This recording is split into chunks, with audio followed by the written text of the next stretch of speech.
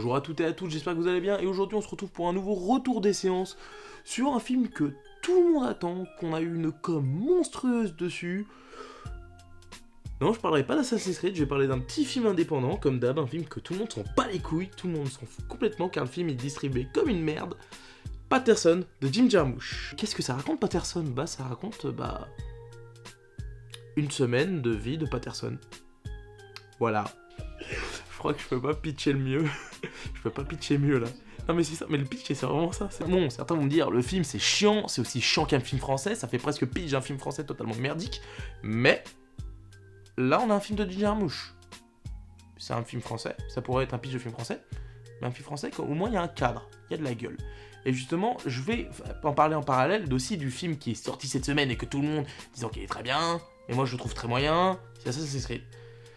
Jim Jarmusch, j'aime beaucoup parce qu'au moins c'est un mec, même si c'est très lent, bah au moins il a vraiment une composition de cadres qui est très intéressante. Aucun de ces cadres n'est fait pour rien, il a tout le temps une symbolique en premier plan ou en arrière-plan, toute chose a un sens. Et franchement, il y a des moments dans ce film, dans Patterson, bah tous les plans sont super bien faits pour qu'on comprenne la façon de penser du personnage à travers sa poésie, parce que le film tourne énormément autour de la poésie, et franchement, c'est bien la poésie, hein.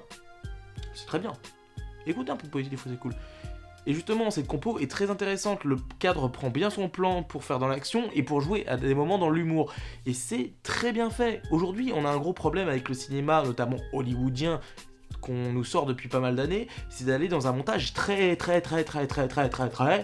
speed. Et franchement, moi, ça a tendance à m'énerver. Parce qu'aujourd'hui, notamment sur Assassin's Creed, je ne supporte pas ce film parce qu'il y a des moments, un plan dure pas plus de 7 secondes. Et ça a tendance à m'énerver. Et ça m'avait énervé déjà sur Suicide Squad. Suicide Squad, j'avais déjà envie de me tailler les veines toutes les 40 secondes parce que des fois, t'as des plans, ils duraient même pas 3 secondes. Des fois, que t'avais même pas le temps de savourer un plan.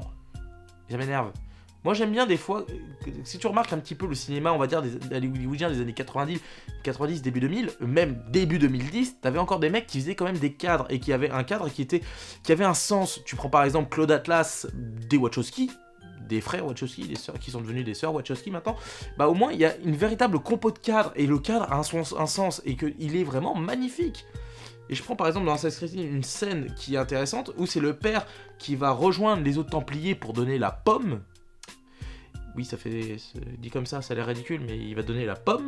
Et justement, ce plan où on voit sa fille jouée par Marion Cotillard en premier plan, et le père qui va de plus vers le fond du cadre. Et justement, ce plan avait tout pour être beau, pour signifier la distance qui se fait entre le père et la fille. Et qu'est-ce qui se passe? Et on te met 4 cuts au milieu. 4 cuts, un plan sur la meuf, un plan sur le père, un plan sur le plan d'ensemble sur la foule où on se rend pas les couilles. Tout ça pour juste donner du rythme. Alors que le cadre en lui-même suffisait tout simplement. Et c'est pour ça que j'ai beaucoup aimé ce film Patterson, même si il est lent, il n'y a pas beaucoup d'action, ça parle de poésie, des moments on est dans la tête du personnage, dans ce qu'il écrit comme texte poétique. Des fois ça fait du bien. Ça fait du bien d'avoir un cadre posé et juste savourer un cadre. Ça me fait penser énormément à des moments du Chaplin. Chaplin, on peut pas lui enlever que même si pour l'époque il pouvait aller pas très loin techniquement, ses cadres avaient énormément de sens en premier cadre et en deuxième cadre. Et surtout l'humour était géré avec l'ensemble du cadre. Et c'est ça qui était magique. Tous les films de Chaplin, vous les regardez tous les films de Chaplin, c'est extraordinaire. Au moins Chaplin avait une vraie sens du cadre, il avait quelque chose de poétique. Et justement, c'est que je trouve qu'on retrouve dans ce film de Jim Jarmusch, Patterson a vraiment quelque chose de poétique, de beau et de sincère. Certes, c'est pas un film que tu vas pas y aller pour te distraire, tu y vas juste pour te détendre et savourer un peu du temps qui passe. Certains, j'ai entendu des gens sortir de la salle, disons qu'ils ont perdu leur temps, qu'ils ont perdu 1h30, 1h40 de leur vie. Alors que le film, franchement, est simple, il n'y a pas plus d'action, les personnages vivent leur vie, voilà, mais franchement, du fait que le cadre a une telle importance, et qu'il est vraiment sincère, et tu sens qu'il y a quand même une certaine beauté, et en plus je pense à ce plan sur la casquette qui est vraiment magnifique, et franchement, ça fait du bien, t'en sors bien. Et il y a très peu de films qui m'ont fait ça cette année, je peux penser à Captain Fantastic, je voulais faire une critique mais je l'ai pas fait parce qu'on n'avait pas de temps, parce qu'on était un peu occupé, parce qu'on est quand même un peu étudiant et on n'a pas de temps. Mais clairement, ça fait du bien d'avoir un film qui pose son cadre, qui prend le temps. Et je trouve qu'à l'heure que les blockbusters représentent un peu l'état d'esprit d'aujourd'hui, où on ne prend plus le temps de prendre le temps. Et Jim Jarmusch avec Patterson nous montre que prendre le temps, C'est important. Histoire de savourer le temps. Et des choses qui nous entourent. Et de la poésie de la vie.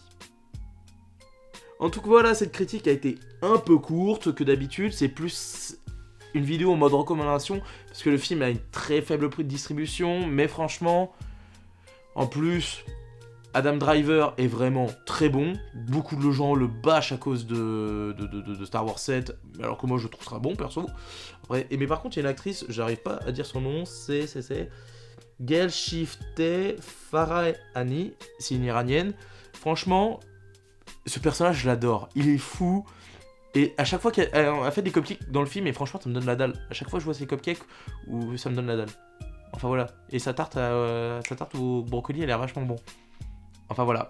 En tout cas, portez-vous bien, pensez à vous abonner à la chaîne. On compte prochainement peut-être ouvrir une page Facebook, une fois qu'on aura le temps de trouver un graphiste et tout ce qu'il faut. Enfin voilà, vous voyez qu'on est un peu occupé. Et en tout cas, portez-vous bien, et surtout, bonne fête à vous, bonne année, et on se retrouve très prochainement en 2017. Ciao.